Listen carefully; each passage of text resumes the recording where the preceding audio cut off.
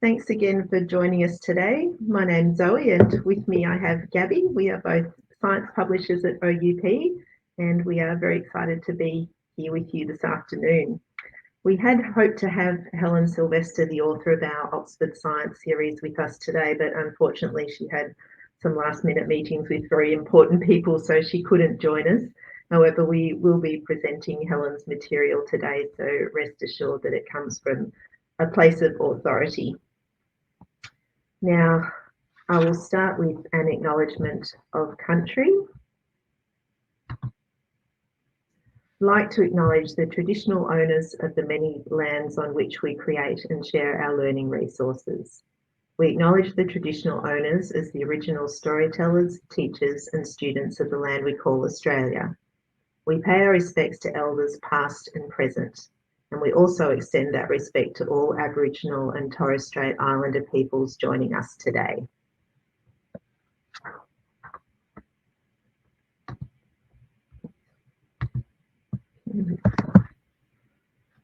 All right, we've got on the screen now an overview of our webinar. We're going to start with a summary of the key changes to the structure of the new Australian curriculum science. We'll look at some challenges facing schools in the lead up to the new curriculum, and we'll look at some opportunities in the new curriculum. Gabby's going to talk us through respectfully integrating First Nations histories and cultures into your teaching, and we're going to have a look at the Oxford Science 7 to 10 Australian curriculum series. And finally, we'll have hopefully a bit of time for questions. Now, just some housekeeping before we get started properly. You'll see on the right side of your screen some a chat box and a question and answer box. If you've got questions, pop them in the Q&A box. And you'll also see right at the top above the chat box tabs for polls and handouts. We will need to refer to those tabs during the webinar. So that's where they are when you need to access them.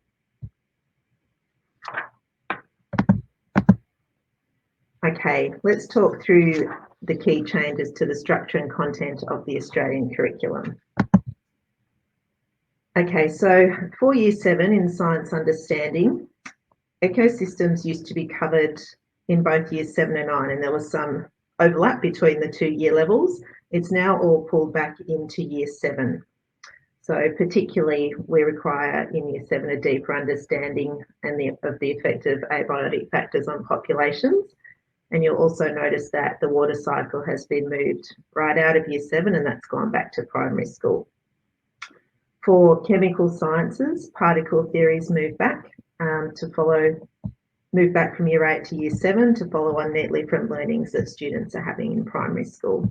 And you can see as we'll go through that chemistry's generally moved back a year level to fit with that general progression. Science as a human endeavour has changed in that it's now more future focused in the curriculum that we've currently got with 8.4. We're looking at how we got to where we are today with science. The new curriculum looks to the future. You can also see that science occupations have been removed and a lot of that material is now included in elaborations. You'll notice that science inquiry skills has been renamed Science Inquiry, and that's to recognise that scientific practices include both skills and cognitive domains. So got to keep those things in mind as we work through the inquiry. Intercultural inquiry skills have also been introduced, and that's really important in the Australian context, as we'll find out when we get up to Gabby's section on the First Nations histories and cultures. When we get to Year 8, we've got a change in earth and space sciences. We've got plate tectonics moving back from Year 9 to Year 8, and that makes a lot of sense because that sort of material is covered in humanities in Year 8, so now it's all sitting together and there's some continuity for students. It also makes sense to sit it next to the rock cycle. And you can also see on this slide that the content's moved in from Year 9 and out from Year 7 for chemical sciences. And we've got the same changes for science as a human endeavour and inquiry in Year 8 as we've had in Year 7. So for Year 9, Science Understanding, you can see that ecosystems has moved to Year 7, as we've already discussed. Reproduction has moved up from year 8 to year 9, and it now includes how asexual and sexual reproduction enables species survival. So this is great preparation for the year 10 study of evolution. Previously, we had matter and carbon cycling and climate change spread across years 9 and 10, and it wasn't particularly well converged. Now there's a clearer distinction between the two topics. So we've got the carbon cycle and cycling of matter firmly in year 9 and climate change in year 10. In the SHE, or Science as a Human Endeavour, for year 9, we've introduced the role of peer review. So that hasn't happened before. And you can also see that there are a number of changes to science inquiry. Content descriptions are more specific than in the past, and you can see that this time students are being required to develop risk assessments, which is new. All right, so here we are, year 10. As we've discussed, we've got an increased emphasis on climate change, and we've got updated data and graphs, and we've got the same changes for inquiry and human endeavour as we had for year 9. Now you can see on your screen there's a QR code, and if you scan it now with your phone, you'll be taken to a guide to these changes to the curriculum. So that might be useful. Click on it and download the document. All right, the next thing we're going to talk through is the challenges facing schools in the lead up to the new curriculum. So on this slide, there are a number of points here, and unfortunately, there are not easy solutions to these challenges. The first challenge is the time frame for transition to version 9.0, and that's closely aligned with the need to run versions 8.4 and 9.0 simultaneously. So there is no unified approach to implementation. If you're in Queensland, you can have already started to implement, but if you're in the ACT, you're starting next year, so it's quite different. Ideally, you'd want to implement 1 year level at a time from year 7 up, just to ensure that each cohort's got the right level of basic understanding as they move up through the curriculum. But it's difficult. You also don't want students to be doubling up on content as well. So we know we can't do that because for Queensland, which has quite a long implementation period, there's still not 4 years, so you can't do it one by one. If you choose to implement 7 to 10 all at once, you're going to run into trouble. For example, students completing year 9 of AC 9.0 are going to miss out on ecosystems because that's all moved back to year 7. You might want to implement in 2 bands, so you might start with 7 and 8 and then go with 9 and 10 in the next year. If you do that, your year 9s have got the same problem. They're not going to cover ecosystems. So you might think, okay, well, let's go with 7 and 9 and 8 and 10. The year 9s are going to miss some chemistry if you do that. So as you can see, there's really no clean way to do this. Best advice here is to be aware of those issues, work out what each cohort misses depending on the option you choose, and then prepare to address the gaps. Will you need new assessment items? And on the page we're talking about, the next slide, we're also talking about new lesson plans and resources. Well, there is some new material in the curriculum, but there's also a lot of movement around, so there's no need to reinvent the wheel. You can shuffle and tweak your existing resources, but you do need to be careful taking content between year levels. You need to level up or down for your cohort. You need to consider the pre-existing knowledge of your students as well. So thinking about maths, particularly, understanding or a skill might be covered in maths at the time you need to cover it in science, depending on the implementation timelines for each of those subjects. So do have a talk to your maths colleagues so you can be sure what's going on in that subject area as well. So, but you know, it's not all doom and gloom. You can use this opportunity to hone the assessments and resources that you've already created. You might have used some in the past, and every year you think, no, this is a bit rubbish, I need to do some work to fix this up, and then you bring it out the next year and you haven't had the opportunity to do it. So give it a go. It's a good chance to do that. You might also want to inform development of these new resources with your understanding of your senior sciences curriculum as well. If you're really, well, if you push for time, the Oxford resource does include lesson plans and resources that are already fully aligned, so you can absolutely take advantage of those as well. So who's responsible for creating these resources? Obviously, that's going to vary between schools depending on who you've got on your staff and the number of staff you have in your faculty. It's obviously going to make life easier if you discuss and decide as a faculty early on. You'll be able to think of many different ways to approach it, but just as off the top of my head, you could divide by substrands and year level, or you could divide by task type, so tweaking existing materials and creating new materials, two different options there. You might be lucky and have someone who's willing to take on the whole task for a year level, and that would be very nice, but I don't expect many of you will be in that position. Then, of course, we want our students to engage with what we're teaching them and to get the most out of the new curriculum standards. We've got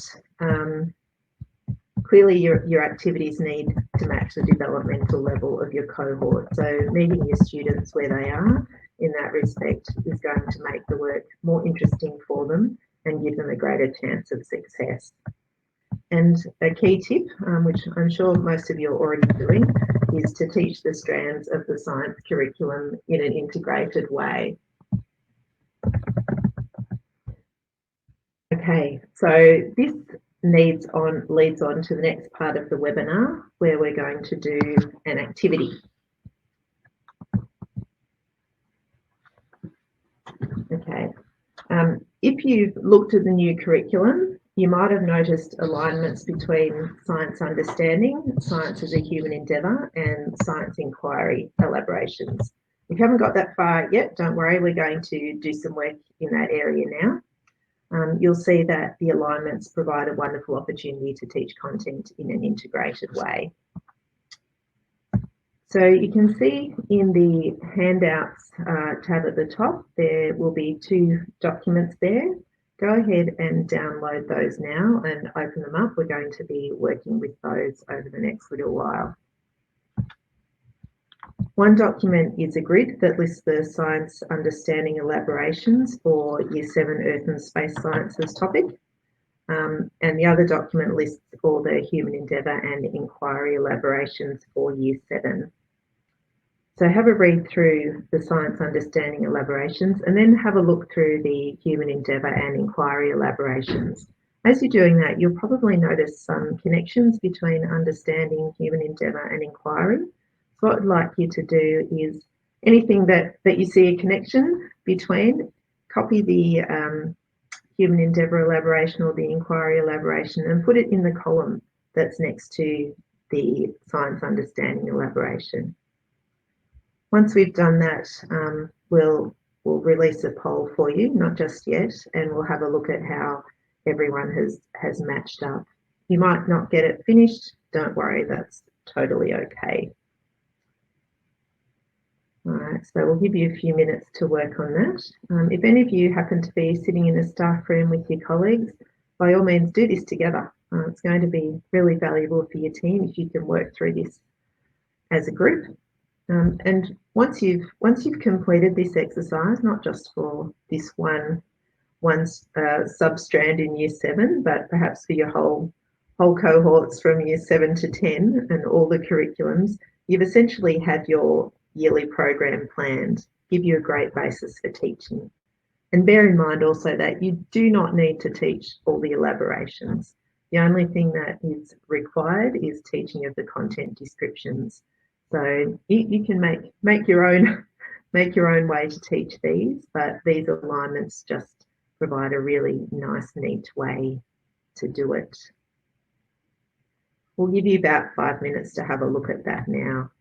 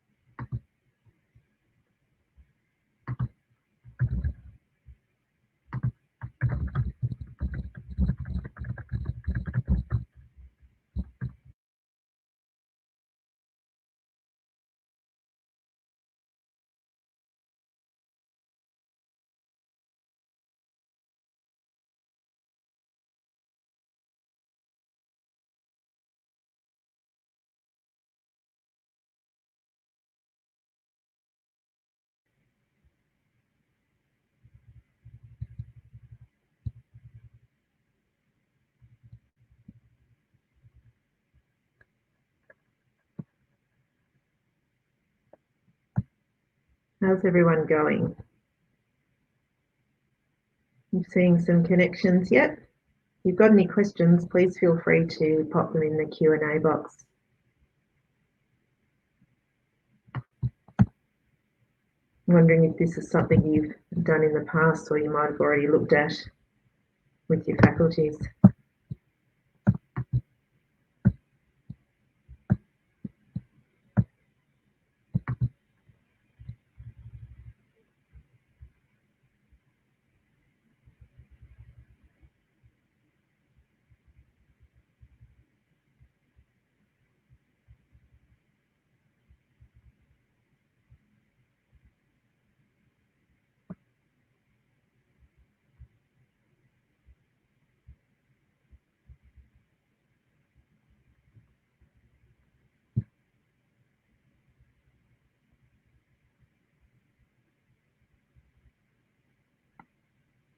Wish we had some thinking music to play for you.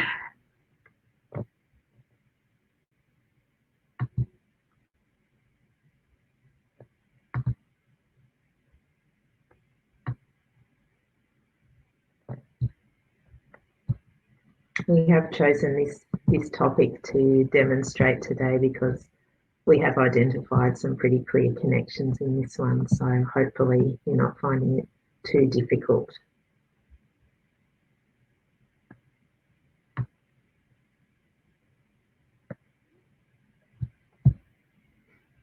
I think in the workshops we ran for the Australian curriculum, we had lots and lots of little pieces of paper for people to stick onto grids with glue tack, so it's quite a different experience doing this virtually. There was a lot of chatter.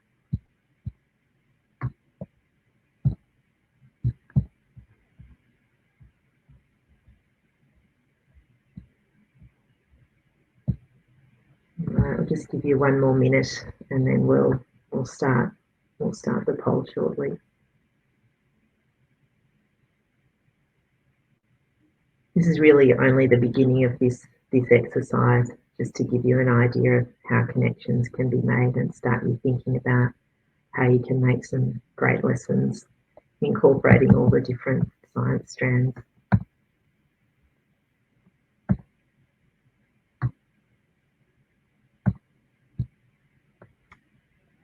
All right, so as I mentioned, we do have a poll. What we'll do now is we will release the first question of the poll, and that's just going to ask you which elaborations you matched to the other elaborations. Tick the box. If you didn't match any of these, that is okay. You click the something else box, and if you did find a connection with something else, type the connection you made into the chat so we can all make those connections as well. Should be able to see on your screen how the poll is going, who's selected what.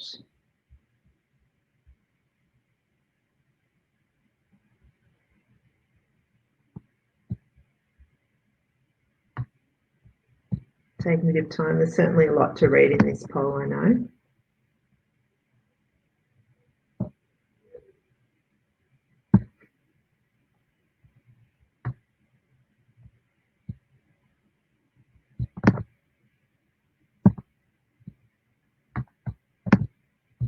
Come on, team, do the poll.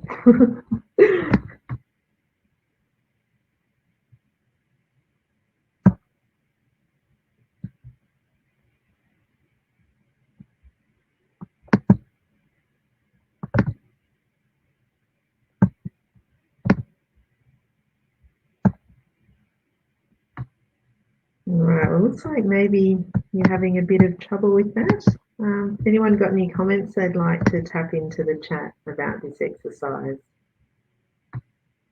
Oh, here we go. There we go. I've got some. Oh, I haven't got any on mine. We've got 10% for acknowledging and recognising First Nations Australians artefacts, heritage sites, such as human stonework and scatter sites. That top point. We've got 34% for our second option, which was analysing data to identify patterns. Awesome. 23% for collaborating with First Nations Australians communities to create a calendar. 23% for creating an informative text for a younger audience, now up to 24%. And 11% put something else. So, okay. Does anyone want to pop in the something else that they added?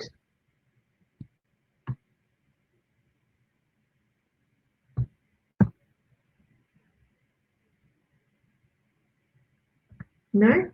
All right, well, let's move on to the next poll question. We won't go through them all this way.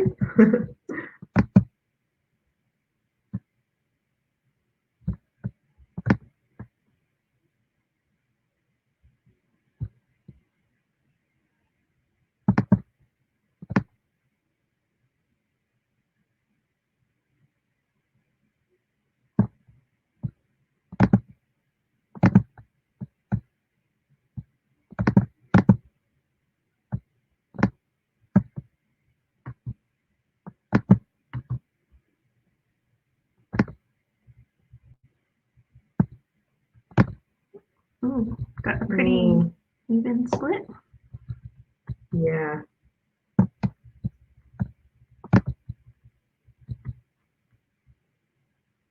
I've got my results coming through here. You seem to get them before I do, Gabby. I've got 33% for the first option, which is Yeah. research and development. Oh, now down to 30%. Things are changing. Yeah. Developing investigable questions to test relationships is dominating, 50%. Yeah. That directly links into the lunar cycle, so that's Yeah. nice and clean. That's great. Okay, we do one more.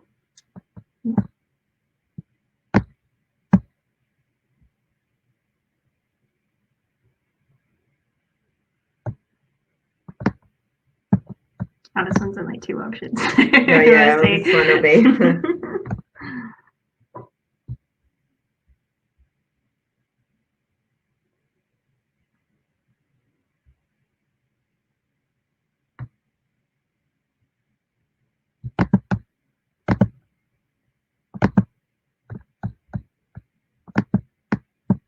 You'll have to tell me when we get some results, Gabby, because I'm not getting them. 67% for exploring the work of Wang Pino. And then we've got 13%, actually now 87% for first point, and then 13% something else. There are some people who are finding other links. Yeah, finding other links. Yeah. Yeah, that's fantastic. As I mentioned before, there are no right and wrong answers to these questions. Just an exercise to get you thinking. All right, well, let's close that one off. And we'll just move the slide on there. Oops. Going back. You can see here the mapping that has been done by Helen, our author. She's made some connections there. Fortunately, if you're a bit worried about the time this is going to take you and it hurts your brain a bit, Helen has very generously offered to make her mapping available to each of you for years 7 to 10 for all the content descriptions in Science Understanding. So you will receive those after this event via email. So don't panic too much. And also, as we've mentioned several times now, there are no right or wrong answers. So if you find something different, that's great. Go with it. Go with what engages you and you find interesting. I am now going to hand over to Gabby, and Gabby's going to talk us through some ways that we can integrate respectfully First Nations histories and cultures. Okay, so thanks, Zoe. So today I'm going to run you through some of the changes in the new Australian curriculum that relate to First Nations histories and cultures. We're also going to look at some of the practices that you can use in your classroom to help make sure that you are respectfully integrating First Nations histories and cultures. So three major changes that we've seen to the Australian curriculum in relation to First Nations histories and cultures is that there's an increased emphasis on perspectives, integration, and truth-telling. So the curriculum has been revised so that it deepens students' understandings of a few things. So this includes increased understanding of First Nations histories and cultures. We've also got an increase on their understanding of the impact on and perspectives of First Nations peoples on the arrival of British settlers. And finally, understanding how First Nations peoples have contributed to the building of modern Australia. So there's also more integration of First Nations histories and cultures across the science understanding, science as a human endeavour, and science inquiry strands. And this lines up with the introduction of intercultural inquiry skills from Year 5. So the curriculum has also placed greater emphasis on truth-telling. So you'll find that the information related to First Nations histories and cultures has been revised to improve the honesty behind accounts so that First Nations perspectives are better reflected. There's also the introduction of the terms First Nations Australians and Australian First Nations peoples. All right, so let's take a look at some practices that you can use to help respectfully integrate First Nations histories and cultures in your classroom. All right, so starting off with acknowledging diversity. Firstly, there are over 250 Aboriginal and Torres Strait Islander cultures across Australia. So it's really critical that we acknowledge this diversity. And we also need to make sure that our students are aware that there is no single Aboriginal and Torres Strait Islander culture, but rather that Aboriginal and Torres Strait Islander peoples have unique cultures and identities. It's also important to seek out advice from the Aboriginal and Torres Strait Islander peoples of your local area to find out what preferences and protocols should be used to introduce content. So the advice that we're giving you today is general protocol, but different cultures have different preferences. So referring to Aboriginal and Torres Strait Islander peoples and pluralisation. So when generally referring to Aboriginal and Torres Strait Islander peoples, using the terminology Aboriginal and Torres Strait Islander peoples is best practice. So the term Aboriginal alone is not inclusive of the diversity of cultures found across Australia, which is why it should be accompanied by peoples, pluralised. Also note that Aboriginal peoples is not inclusive of Torres Strait Islander peoples, and that's why when referring to all First Peoples of Australia, the terminology Aboriginal and Torres Strait Islander peoples should be used. Now, pluralised reference terms such as First Peoples and First Nations, they're also acceptable. Right, so pluralisation should also be extended to terms such as histories, cultures, perspectives, contributions, and ways of being. And this is to ensure that we're acknowledging the diversity among our First Peoples. In keeping with respecting identities, it's also important not to abbreviate Aboriginal and Torres Strait Islander peoples to the acronym ATSI. And also note, in some parts of the country, the term Indigenous can be seen as offensive, so do try to avoid this where you can. So the term Indigenous does have a history of being used to describe Aboriginal and Torres Strait Islander peoples as part of the flora and fauna of Australia, rather than as members of the Australian population. So when you can avoid the term Indigenous, it's best practice to do so. So capitalisation demonstrates respect. So we need to make sure that we and our students are capitalising each first letter of Aboriginal and Torres Strait Islander peoples. We also extend capitalisation to the terms First Peoples, First Nations, Elders, Traditional Owners, Country, Acknowledgement of Country, and Welcome to Country. So another thing that you can do in your classrooms, and this is really important, is to avoid deficit and dichotomous language. So part of truth-telling and reconciliation includes acknowledging the historical mistreatment of Aboriginal and Torres Strait Islander peoples. However, in doing this, many of us can fall into a trap of using deficit language. So this is when we characterise individuals by the adversity that they face. So deficit language can perpetuate an incorrect narrative that Aboriginal and Torres Strait Islander peoples are less than others. So when we're incorporating Aboriginal and Torres Strait Islander histories and cultures and perspectives in the classroom, it's really important to take a strengths-based approach to the language that you're using. So we want to focus on the strengths and capabilities of individuals, not any adversity. So consider, for example, the difference between helping disadvantaged Aboriginal and Torres Strait Islander students, so that uses deficit language, to providing opportunities for Aboriginal and Torres Strait Islander students to achieve their best. Now, this is a strengths-based approach, and it's very subtle, but it makes a huge difference. All right, so recognizing currency and continuity. Aboriginal and Torres Strait Islander cultures are often referred to as if they're a past or ancient culture, and that's just not the case.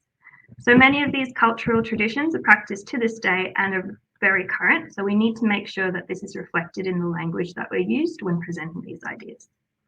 So Aboriginal and Torres Strait Islander traditions are also contemporary, so when you are presenting these ideas that relate to a particular knowledge or a tradition, make sure you're presenting a balanced view. Research to find out if the knowledge or tradition has evolved and present a contemporary understanding.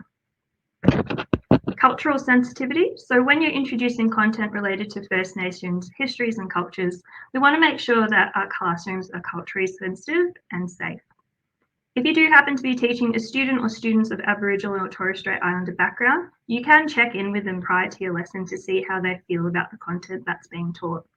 So you can check in to see what they think about the content, if they'd like to take an active role in the lesson, or if they have any feedback or would prefer not to contribute. So it's really important to make sure that if you are teaching any Aboriginal or Torres Strait Islander students, that they don't feel forced or obligated to represent their culture. And by having these conversations, you can actually provide your students with more autonomy and control over their learning and their experiences in the classroom. Okay, so here's an example of practice in the classroom. You can see that we have two different seasonal calendars that are used by two different cultural groups. Now, there's a seasonal calendar used by the Larrakia people, Darwin, and the Yirrkala calendar used by First Nations people along the far north coast of Queensland. So really, depending on your locality, the content and cultures that you're going to refer to or use when you're teaching the curriculum will change. Now, this example relates to First Nations Australians calendars and how they're used to predict seasonal changes, and that's part of the science understanding.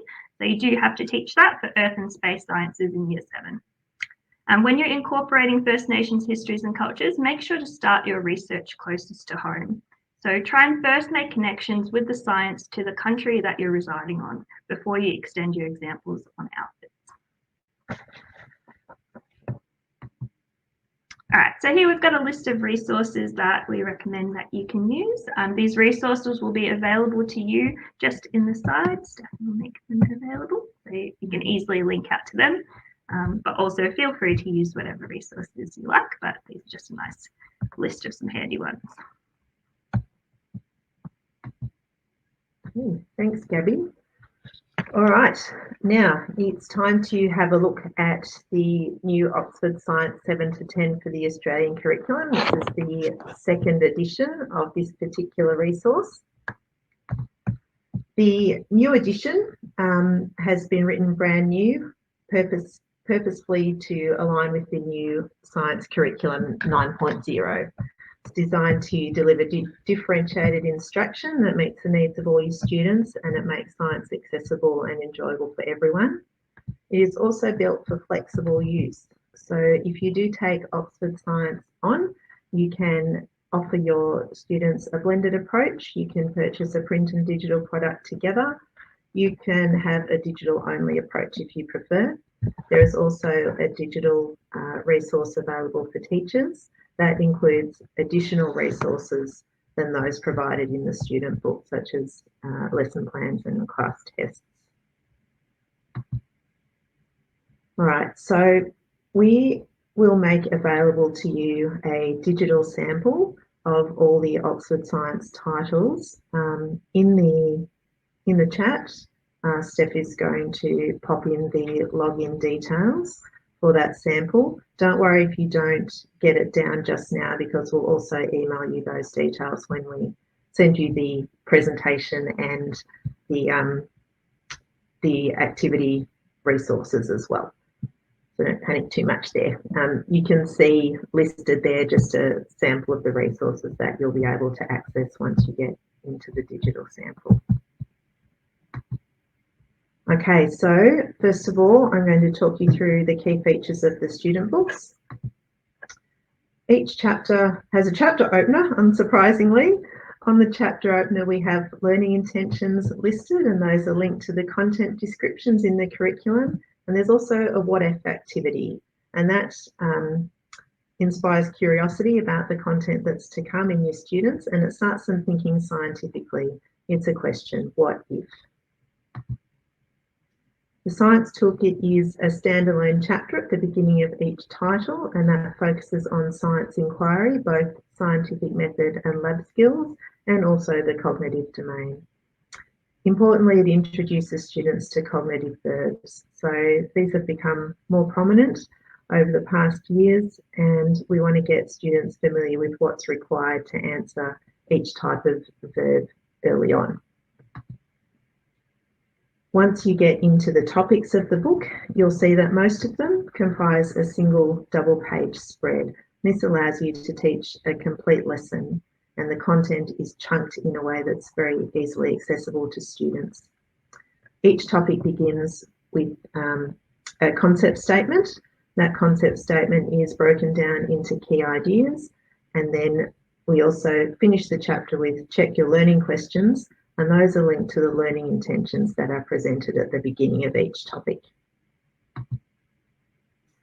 We have the usual features that you'd expect in a textbook to support learning. We've got photos, images, diagrams, we have worked examples, we have key digital resources are indicated in the margin, as well as the key terms. Science as a Human Endeavour spreads integrate key ideas and skills in real-world contexts. As we've said before, the Science as a Human Endeavour and inquiry can be integrated very well into the teaching of the science understanding. So that is, Science as a Human Endeavour is definitely woven through the content throughout the rest of the book, but these Science as a Human Endeavour spreads give your students an opportunity to further practice their science inquiry and general capabilities with the test your skills and capabilities sections at the end. Oops, move my mouse. Chapter reviews provide an opportunity for summative assessment. They apply questions, the apply questions focus on higher order thinking, and you'll see once you get into your sample that includes creative and, oh, my brain's gone blank. Creative, critical and creative thinking, sorry everyone, and as well as ethical and, I tell you what, I'm sorry everyone, my brain's gone blank. You know what I'm talking about. So we've got those there. The chapter reviews also include a chapter checklist, and that encourages students to reflect on their learning. That quiz can be completed in their books, or it can be completed digitally as well from the digital version of the book. That book is going, that quiz will then give you a result that you can see color-coded so that you'll know how well your kids are catching on to topics, and you'll be able to assess their confidence and see how that matches up with their actual results in your teacher mark book. In this section, there's also a link to Quizlet. I presume most of you have used Quizlet before. That provides a number of activities, a number of ways to test students' understanding based on key terms within the chapters that we've provided. And students do need a Quizlet account to access this. However, it's a free account and it doesn't have any ads. So there's no issue with asking kids to pay for this. They just need to sign up and they get an ad-free experience. Right, now, of course, we've got practicals in our book. There are 3 different types of practicals, and they are flagged on the student book pages where they are relevant. The practicals themselves are collated in a single chapter at the end of the book. The orange flags indicate controlled experiments, and the controlled experiments are exactly what it says on the box. We have red tabs, which indicate challenges, and the challenges are more science inquiry, student designed experiments. And we also have green flags, and those indicate skills labs. So they're more often lab skills. They can also be cognitive skills as well. One thing that we've focused on with this new edition of Oxford Science is lesson plans. They are more detailed than they have been in the past, and they're provided for both non-practical and practical lessons. They cover lessons of 50 to 60 minutes, and each activity within the plan is timed, and they include links to specific activities within the Oxford Science ecosystem and also external resources where those are relevant. And you'll be able to see a sample of that in topic 7.2 in your digital sample. Now, one of the great features about Oxford Science is the STEAM projects. STEAM Project 1 is a project-based activity, and STEAM Project 2 is problem-based. They are provided across all of the three Oxford titles for junior, for 7 to 10. So the same projects appear in Oxford Science, Maths, Humanities and Science. In the student book, you'll find a real-world problem, a design task and curriculum links to all the different titles in the Oxford Different series, and also a guide to the design cycle, which you can see here. The teacher resources are, well, in your OBOOK Pro, your students receive a number of digital resources and teachers receive some additional support. They have guidance for design thinking there, curriculum grids and teacher notes and assessment criteria and rubrics, and they also suggest 3 different ways you can incorporate STEAM into your teaching program across your different faculties. So we know it can be difficult to do that, but you're not left to do that on your own. All right, now, this is probably quite exciting. Gabby's going to talk us through the key features of our digital platform and products. Yeah, thanks, Zoe. All right, so introducing the new Oxford Digital. So we've completely upgraded Oxford Digital to include new features. Ooh. My God, the slides there we go, sorry. So it has new features and tools to help students personalise their learning journey. So that's a new e-reader with hotspots to videos, interactive assessments, worksheets, teacher support and practical support. We've also included the ability to assign questions and activities to your students. And we have auto-marked and teacher-marked assessments and reporting of results, which you can view across curriculum descriptions in an electronic markbook. All right, so we've got integrated content and tools from our partners Linosity, Quizlet, and our new partner ClickView. So we're proud to announce a unique partnership with ClickView where we're going to create and embed around 400 brand new core content videos. So we're making 1 video per every content description in the Australian Curriculum 9.0. Now the first 100 core content videos for years 7 and 8 will launch in term 1 2025. Each 3 to 5 minute video will cover the key learning, engage reluctant learners, help every student revisit and revise key concepts, and support flexible and so flipped and remote learning. All right, so let's take a look at the student and teacher OBOOK Pro. So we're just going to run you through a video demonstration. Okay, so we're just going to run you through a sample that we've created for Oxford Science Australian Curriculum while we complete our work on the final product. So you'll be able to access and play through the live samples of everything I'm about to show you in your own time, since you've got those login details. Do note that some of the features that we'll show you are still being developed, so they won't be included in the sample just yet, but they are coming soon.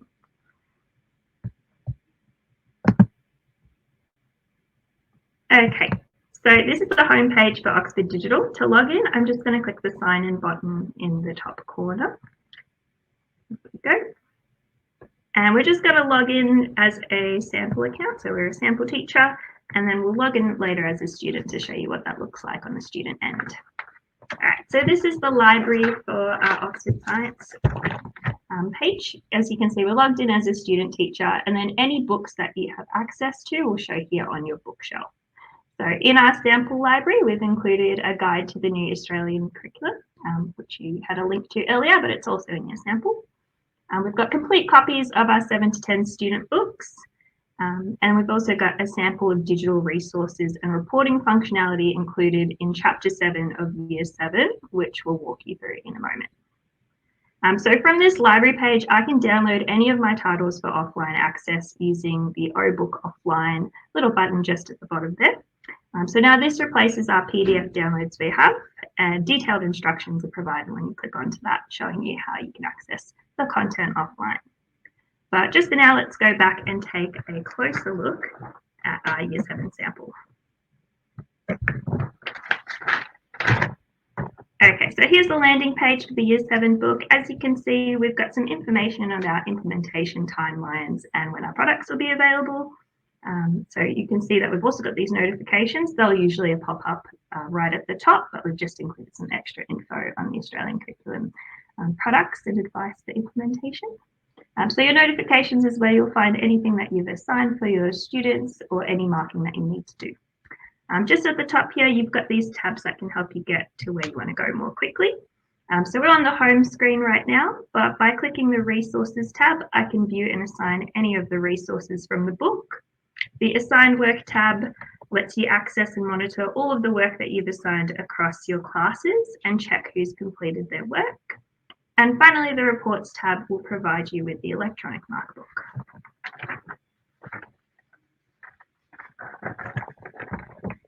All right, so we'll go into each of those individual tabs in a moment, but we'll start off by jumping into the student book.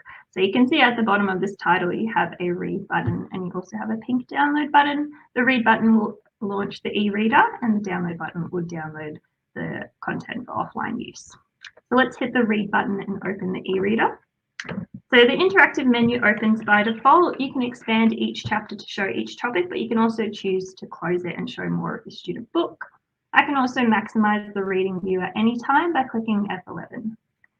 So the OBook Reader has a number of inbuilt tools for teachers and students that you can see just along the bottom tab. So if we click on the book content tab, that will open the menu back up for whenever you need it. We also have the resources tab, which shows you all the resources for the book listed. From this resources tab, you can also assign resources to your students. So all you need to do is click onto them and select which resources you'd like, and then click the little assign button in the top corner.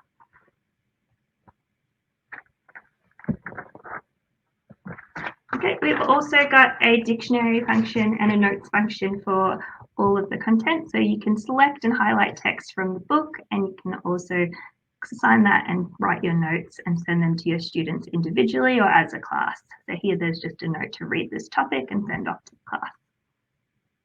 You can also bookmark pages in the book. So if you've opened up a spread and you want your students to catch up on a particular spread, you can assign that as a bookmark, you can write some notes, and then you can assign that individually to your students.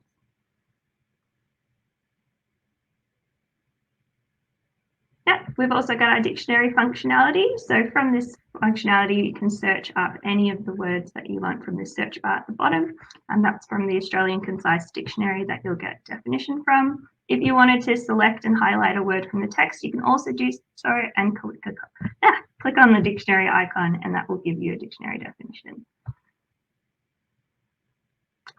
Right, and then our magnifying glasses are zoom functionality, in which you can increase the size of the text for better reading. You can also reset that just by hitting the reset button. And then these arrows at the bottom are our navigation tabs, so you can flick through the pages as if you're reading through the book. You can also jump to a page by using the search. Okay, so we're going to jump into chapter 7, and we're going to go through what it looks like to assign some work to students. So I've opened up my resources tab, and I want my students to complete the Check Your Learning questions. I also want them to complete the Quiz Me. I'm going to scroll through my resources, select the Quiz Me. I'm also going to select the Check Your Learning questions. And now I'm going to click Assign in the top corner. It'll show up with a calendar. So I'm going to set the timeline for this assessment. So they want my students to complete this before Friday. So they've got 2 days to work on their task. And I'm going to hit Apply. Once I hit this, I'll see my classes. So I can select whichever classes I want to assign this to. By selecting that, I see all the students. It's going to send out to all of them automatically, but I can deselect and send these to individual students if I like. But I want my whole class to do it, so I'm going to send it out to all of them. All right, now I can name the assignment that I've set. So this can be Year 7C's homework. and write a little message to them, which will also send them an email. So, hi 7C, please complete the work by Friday morning. And once I've selected that, then it'll send a notification out to all their platforms. So from their perspective, they'll get a notification. They'll also get an email. Now, I also want to set an assignment. So I'm going to set them an inquiry tester. So I've selected my inquiry tester from the Science as a Human Endeavour page, and I'm going to select the same time frame. So they have to complete it by Friday, select my class, and send it out to all my students. And we'll have a look at what this will appear as from their end and from the teacher's end in a little bit.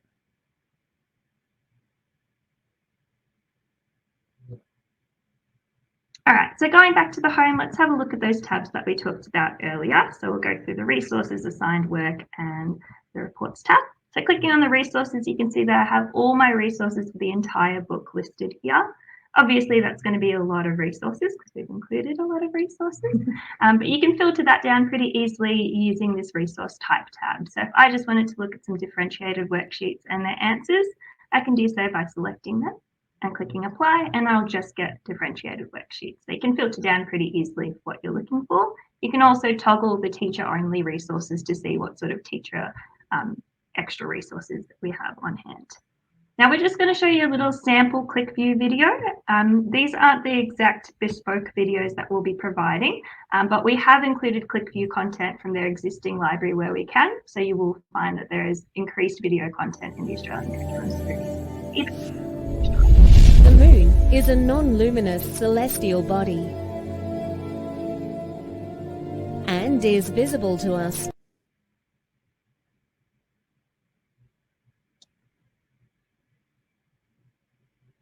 Okay, so we're just going to go back and we're going to look at the assigned work tab.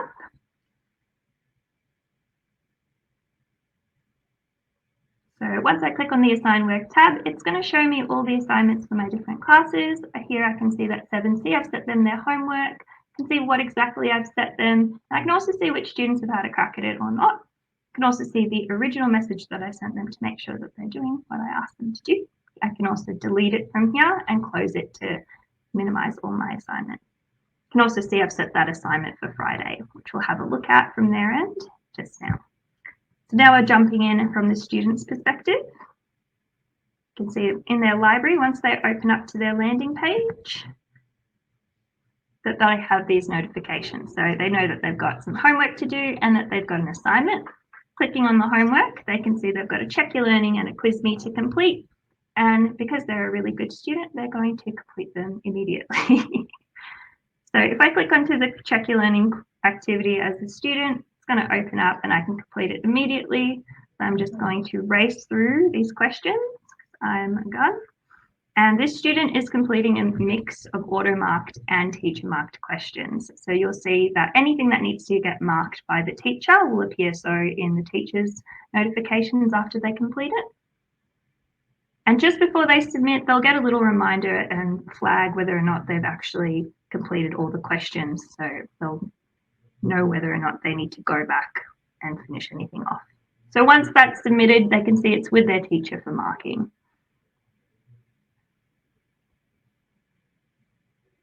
All right, going back into the sample, they're going to complete their Quiz Me. Now, the difference between a Quiz Me and a Check Your Learning Luminosity activity that we've got here is that all the Quiz Me questions are auto-marked. And the reason that we do this is because we have a complete auto-marked quiz. We actually get a result from our Quiz Me that's going to help us differentiate for our students. So once a student completes the Quiz Me, so the student's flying through, after they submit it, they'll actually get assigned a resource to help support them on how they've performed. So our student unfortunately did not perform that well, but they are getting assigned a support worksheet to help get them through. So you can see they've been automatically assigned a support worksheet and that it's already fed into their notifications. Now, if a student performed really well, they would have gotten an extend worksheet. And if they were performing at level, they would have gotten a consolidate worksheet. Now, just looking from the student's perspective of a student who's finished their inquiry tester and looking at their results, I can see where I've gone right, where I've gone wrong. I've gotten some immediate feedback because this is an auto-marked assessment, and I can look at my results. All right, jumping back into the teacher perspective. let's see how this marking functionality works and the notifications I get. So here you can see in my notifications tab, I've got some marking to do. So here we've opened up into an assessment report, so I can see aligned to the exact specific topic that I've set my work for, which is 7.2, I've got some pending marking to do, and that relates to those assignments I've set for my class. So clicking on pending, I can see exactly how my different students have performed. Anything that's auto marked has been already marked for you. So you just need to go in and you just need to do the teacher marked questions. Here I'm seeing the response. I can look at a sample answer before I chuck in a comment and assign them a score based off how they've performed. All right, so we're going to assume that I've smashed out my marking in the space of no time at all. And we're going to look and see how this appears on the different types of reports. So our assessment report shows you at a glance how the class has gone on your different assessments that you've set. So you can look and you can see we've also color coordinated. You can drill down to the student at an individual level. You can also get rid of the colors if you're not a fan of the above, below, or at level color coordinating. So if I wanted to go into the curriculum report and see how my students have performed on specific content descriptions from the Australian curriculum, I can do so. So every single question that we've included in our digital platform has been linked to a specific curriculum code that relates to the Australian curriculum. So I can go into each of these individual codes. So I pick my strand and I pick the specific area. So in this case, we're looking at specific science inquiry skill. I can see exactly how each student has performed against that specific content description. All right. So that's the end of our video demonstration. Now, I believe we're handing over to Chris now to talk us through over to you, Chris. Afternoon, everyone. I'm just going to take you through the product configurations and pricing to just give you a bit of an idea. So what we're presenting here is really just this is the retail price, consumer price for our books. So as mentioned before, we have the blended option there of Student Book and O-Book Pro, so the physical book and the digital. That's $69.95, and that'll become available first week of the next term. They should be here and ready to go. The book includes a code which is 1 year's access. There is a reactivation code for $24.95 per year after that for each student. But if you're a book list school or a school that's getting the students to purchase the book, they'll just purchase that book for $69.95. If you only want to go the digital option, it's $49.95 per student per year. And the teacher O-book is $299.95. Now that is actually free if your book listing or if your whole class is using either the physical book or the digital book. So schools that are getting all the students to use it, whether the school is purchasing the text or the students are purchasing it, if your whole class is using it, teachers gain access. We have put together, because we are publishing across humanities, science, maths, and English, we have put together some value packs for the print and digital. That's $169.95.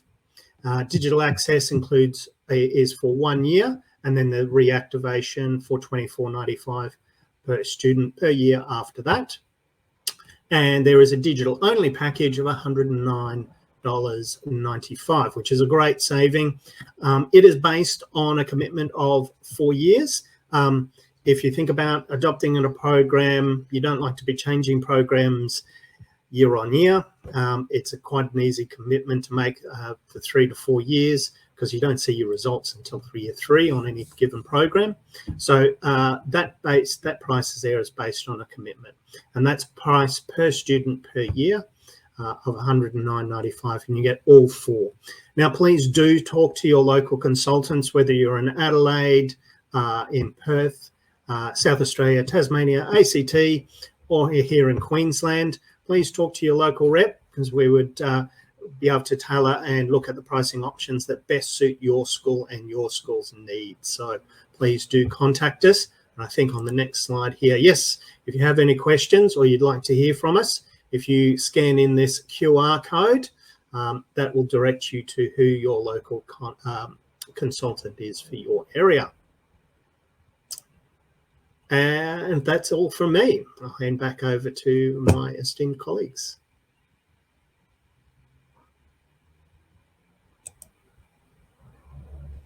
And we're very happy to answer questions.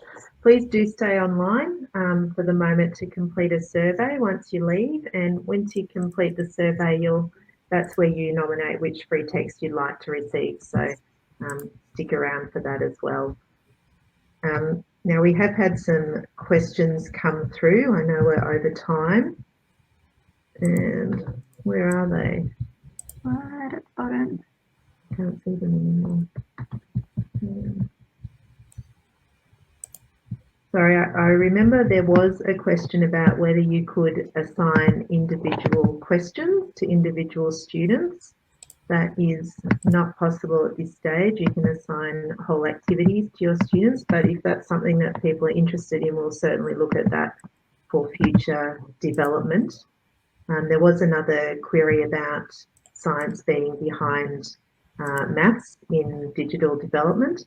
To a certain extent, that's true, but maths questions are all auto-corrected. Not all the questions in science are, so that's a different piece of development work.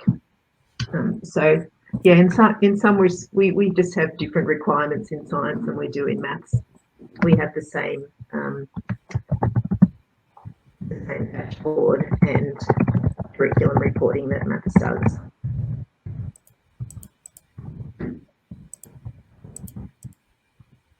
Is there anything? We've got another question from Joshua. So quiz bees, are they the same question each time, or are they randomly pulled from a question bank? If they're the same questions, is the order of questions and multiple choice answer questions randomized? Okay, one. Yeah. So our QuizMes do use the same questions each time. So we've written the questions so they align to the curriculum, but the order in which the questions get assigned to them does randomize. And not all of them are multiple choice, but the ones that are multiple choice, they also get shuffled too. But yeah, the actual order of the questions changes too each time. Yeah. Also got a question here about the pages available as PDFs. We no longer have PDF downloads available, but the books can be downloaded for offline use. Now I realise that doesn't help you with your students who don't have access to IT.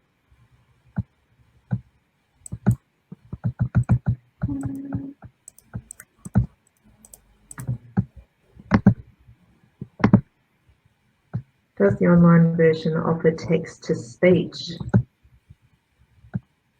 Yvette, we have a big accessibility project on at the moment, and I will need to find out whether that's possible, and I will come back to you on that one. We've also got a question from Joshua, so not quite on topic, so I wanted to put it here instead. Should we expect an update to the WA text soon, or is it just when the SCSA adapts version 9? Yeah. That's a difficult question, yeah. Joshua. We have been talking about this and thinking about this for quite some time. You'd have to think that a new WA curriculum from SCSA would be coming pretty soon. So we are going to wait until that happens. If there is something that you've seen here that you think would be beneficial for your students, please do have a chat to Renee, and we'll see what we can do to accommodate that. We've got another question from Joshua. So, are these texts larger than the previous edition? The pictures seem to indicate so. Is that indicative of more content, so explanation or questions, or inclusion of more features such as printed answers? The books are not larger. Very, than very the- similar. They're very similar. Yeah. I can say that the content is comprehensive to cover the curriculum. The answers are available as digital downloads still. We haven't included them in the back of the book. That's largely to help students actually bring the book to class. If it's too big, it's hard to carry around. Yeah, so that's where we are with that. There are certainly more resources. We have more videos. We have more detailed lesson plans, but they are not included in the book itself. We do have learning intentions, which are included in the book itself this time. A lot of the new features for this edition are in the digital resources that are available and the functionality on the Oxford Digital platform. Okay, we've got a question from Jody. So sorry I popped in late. Love the differentiated support worksheets. Would experiments also allow us to assess online, like the homework tasks? We have not included online assessment for the practicals, but that is certainly feedback that we value. If that's something you're interested in, we can investigate that for further development as well. We do have experiment worksheets that are available as digital downloads. If we could probably at some point make those questions digital so you can access your results into your mark book. One thing to point out with the mark book is you can add your print-based or handwriting-based assessments to the mark book, so you can add new activities or new assessments to your mark book and then enter results in there so you have everything showing at once. Obviously that's not done automatically, but you can add other assessments to your mark book. Vet has a question. Are there any work samples or models of written reports? So when we do have our experiment practicals and the questions, the way that we've structured the questions are very much the way that you would write a report. So we have that kind of introductory kind of context information as questions first, and it leads up into a discussion. And we do provide answers to all of those, so they're all supplied online. So you can kind of use that to structure your responses. Yeah. I can see Chris appears to be typing an answer to this question, but I'll jump in as well. Terence is wondering whether confirming there are no worksheets that can be downloaded. There are definitely worksheets that can be downloaded. All the differentiated worksheets are downloadable, so students will complete those by hand. You can do any of the questions in student books as well. You don't need, student notebooks, you don't need to use them digitally, but you lose the benefit of your mark book in that case. With the pracs, is there a particular genre to write these up? Is there a prac workbook? So we've just kind of structured the questions related to pracs in a pretty consistent way across all our 3 types of pracs. And we don't have a workbook, but we do provide experiment worksheets, so you can print them off and hand them out, so if you can get written answers if that's what you prefer for your students. Yeah. The controlled experiments offer a more scientific report style structure. So there's analysis sections and discussion sections and conclusion sections. So students are guided and there's scaffolding to help them fill out those features, of the skills chapters at the beginning of the book, the science toolkit that guides students through the scientific method and writing proper scientific reports as well, and teaches them about the conventions of those.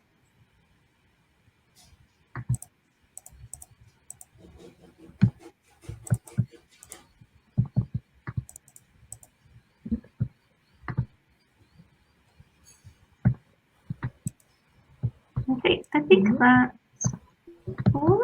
They're all disappeared now, so Yeah, that's all we've got now. That's all of them. Thank you all very much for joining us this afternoon. We will be in touch by email with the resources from this webinar. If you have any questions, please do email them through and we'll do our best to answer them. So thank you. Have a lovely evening. Thanks, everyone. See you later. Bye.